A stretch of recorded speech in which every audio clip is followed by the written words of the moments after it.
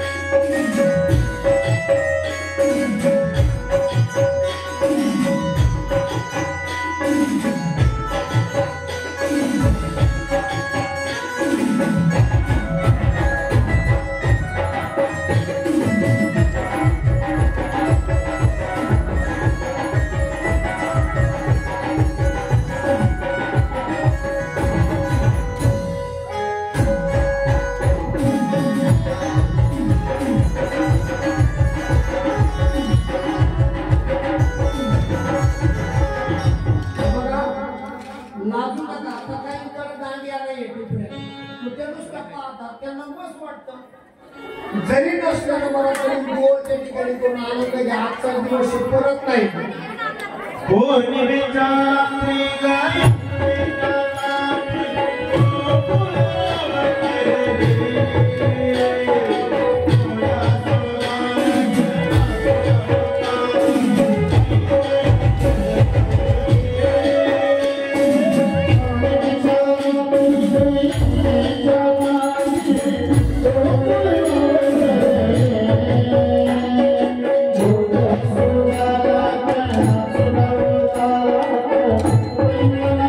घर